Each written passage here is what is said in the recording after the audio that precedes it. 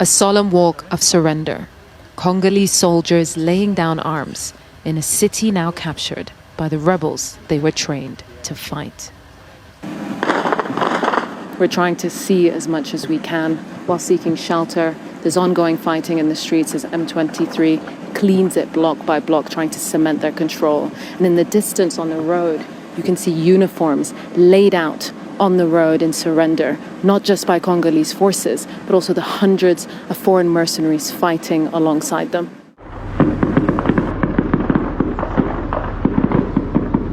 But the fighting hasn't stopped. Some soldiers are holding on in pockets of resistance around town.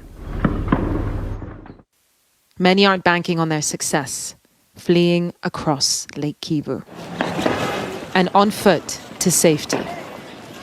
Soldiers have fled too, now in the hands of their neighbor Rwanda, who are backing the rebels that chased them out.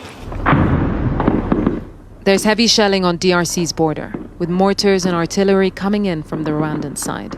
We are taking measures, of course. We spoke to Rwanda's military spokesperson, who says they're firing in retaliation to deadly attacks from this side. Is this an all-out war? No, it isn't. It isn't. We are just taking all necessary defensive measures to protect the population living along the border.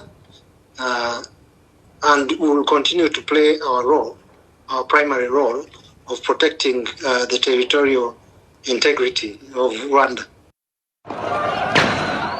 The tension here is lethal. Prisoners have escaped from the central prison and looting has been reported across the city. There is shooting all over the city. We don't know who is shooting, whether it's the M23 or our soldiers. The city is going through a very complicated situation. Diplomatic ties have been cut, and the UN and senior diplomats are calling on Rwandan troops to leave the DRC. France strongly condemns the offensive led by the M23, supported by the Rwandan armed forces, which has resulted in the death of 6 peacekeepers and the displacement of tens of thousands of civilians. The fighting must stop and dialogue must resume.